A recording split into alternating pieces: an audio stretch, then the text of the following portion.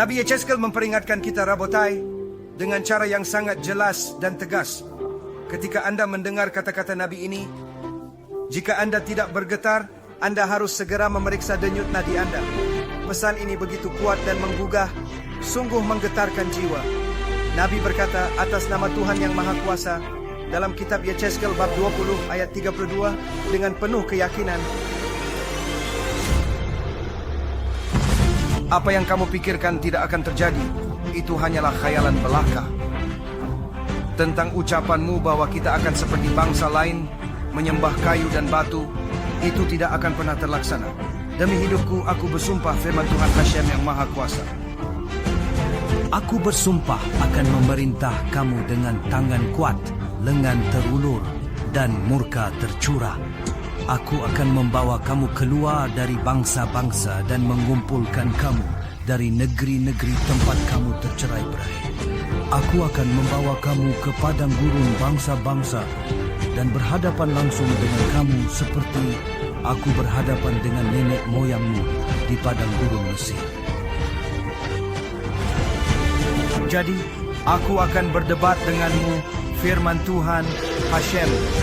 Aku akan membuatmu melewati tongkat dan membawa kamu ke dalam ikatan perjanjian. Aku akan memisahkan dari antara kalian yang memberontak dan yang melanggar terhadapku. Aku akan mengeluarkan mereka dari tanah tempat mereka tinggal, tetapi mereka tidak akan datang ke tanah Israel. Maka kamu akan tahu bahwa aku adalah Hashem. Di sini Anda melihat pernyataan jelas yang tidak memerlukan banyak komentar untuk dipahami. Nabi Ezra kemudian mengulangi konsep yang sama dalam pasal selain dengan kata-kata serupa namun lebih terperinci, menjelaskan rencana Tuhan bagi umatnya. Pernyataan ini menekankan konsistensi pesan Tuhan yang disampaikan melalui berbagai nabi sepanjang sejarah, sekaligus menunjukkan betapa pentingnya pesan tersebut dalam konteks hubungan Tuhan dengan umat pilihannya. Para pejabat melaporkan orang Israel, Kohanim dan Lewi tidak memisahkan diri dari non-Yahudi. Mereka melakukan kekejian seperti bangsa lain.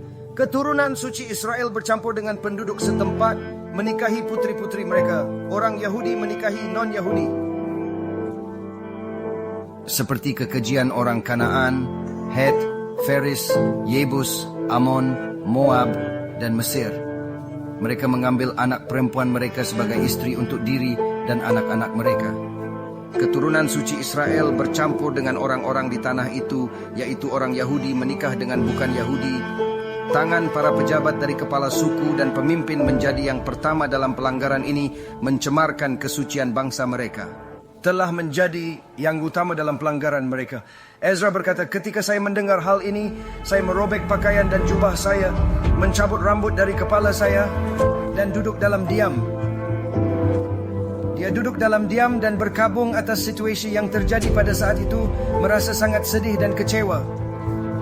Dengan berat hati dia mengatakan ini kepada Am Yisrael, umat pilihan Tuhan. Segala yang menimpa kita akibat perbuatan jahat dan dosa besar kita, Tuhan telah menahan pembalasan yang seharusnya lebih berat dan dengan rahmat-Nya memberi kita sisa. Haruskah kita kembali melanggar perintah-Mu dan menikah dengan pelaku kekejian? Bukankah itu penghinaan terhadap kasih-Mu? Engkau pasti akan marah hingga kami musnah tanpa sisa atau kelangsungan hidup, terhapus dari muka bumi ini.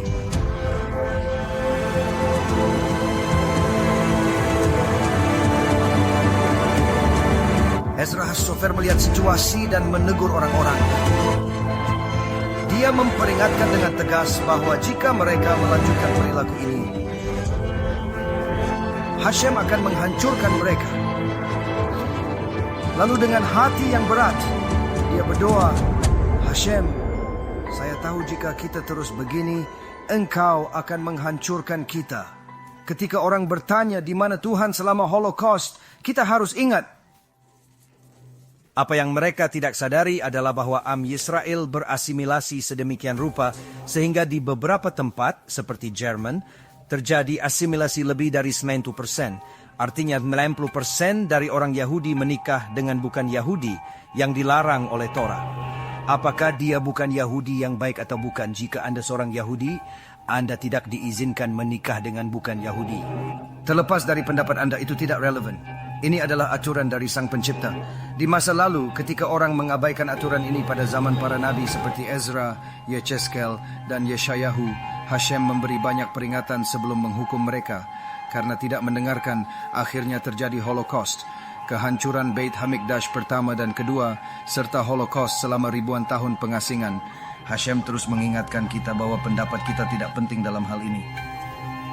Holocaust, kehancuran Beit Hamikdash pertama, Beit Suci pertama, Holocaust, Beit Hamikdash kedua, Holocaust yang telah terjadi selama beberapa ribu tahun terakhir selama kita di pengasingan, dan dia terus mengulangi, memberitahu kita bahwa apa yang Anda pikirkan,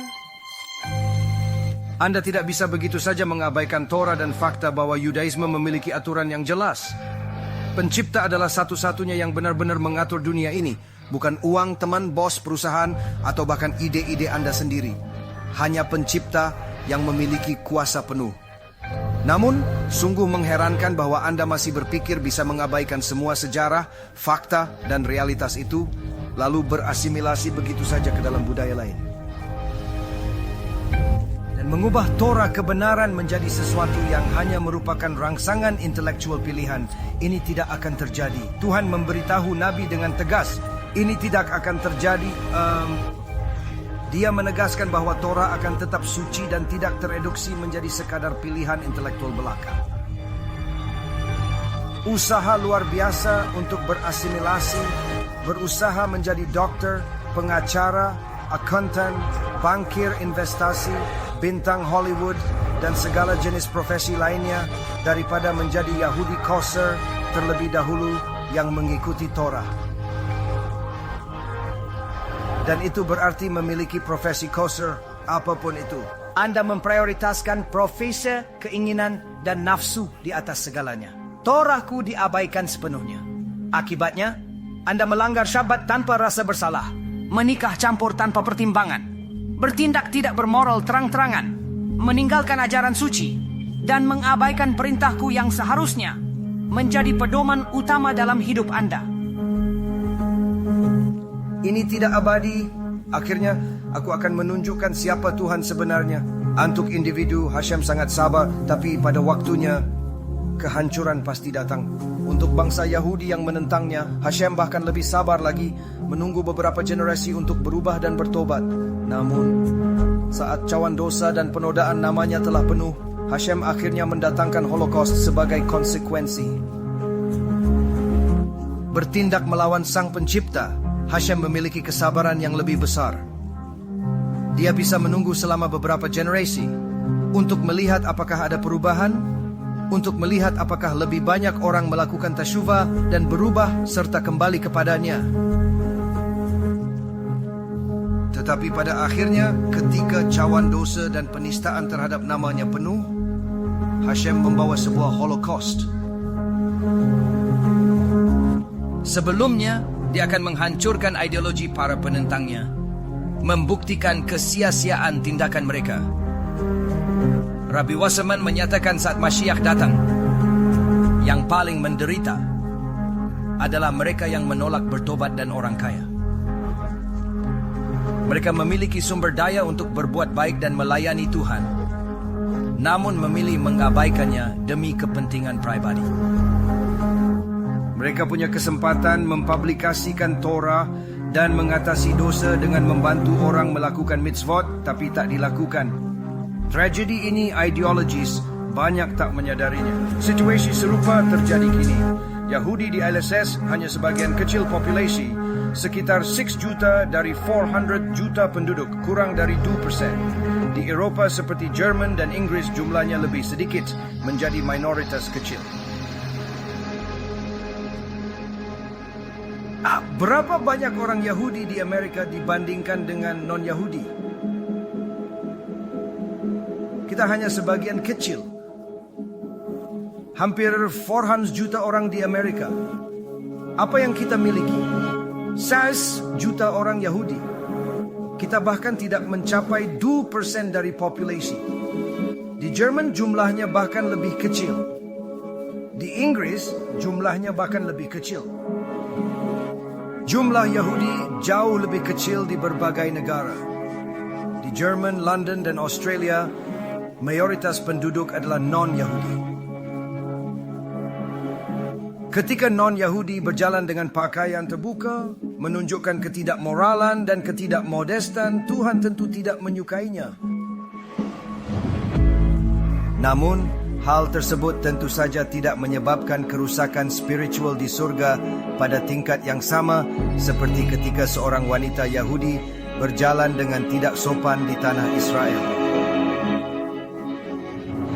Ketika seorang wanita Yahudi berjalan dengan tidak sopan di tanah Israel, atau ketika seorang pria Yahudi melakukan segala jenis tindakan tidak bermoral di tanah Israel atau di komunitas Yahudi di Florida, di New York, di Los Angeles, di Australia, Melbourne, ketika seorang Yahudi di komunitas Yahudi tersebut melakukan segala bentuk ketidakmoralitas, mereka mungkin tidak menyadarinya, tetapi kerusakan spiritual yang mereka sebabkan pada diri mereka sendiri dan komunitas akan dirasakan oleh semua orang. Dampaknya meluas, mempengaruhi tidak hanya individu tersebut, tetapi juga seluruh lingkungan sekitarnya.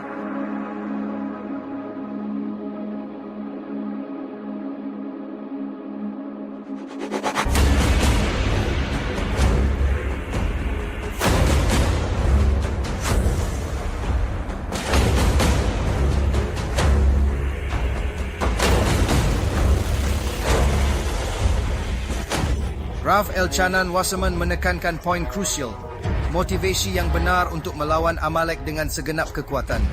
Rabotai Hakedoshim, kita mempelajari pelajaran berharga menghadapi tantangan dengan iman kuat. Inilah saatnya memperkuat tekad dan bersatu dalam tujuan suci. Kita harus mengingatkan diri akan pentingnya perjuangan ini dan menjaga semangat tetap menyala menghadapi rintangan. Elchanan mengajarkan kita pelajaran luar biasa hanya dari judulnya. Selama Hakadosh akan memiliki kehormatannya, kita harus menjaga kesucian dan integritas kita sebagai umatnya. Ini berlaku dimanapun kita berada, baik di rumah maupun di tengah masyarakat luas. Kita perlu selalu mengingat tanggung jawab ini dan berusaha hidup sesuai dengan ajarannya dalam setiap aspek kehidupan kita. Bukan untukmu menjadi kaya, bukan untukmu tampak saleh, bukan untukmu menjadi populer, mendapatkan perhatian, atau agar orang-orang menyukaimu. Ini tidak ada hubungannya dengan itu, dan perangku melawan Amalek hanya karena kafod Hashem yang dipertaruhkan. Ini demi kehormatan Hashem.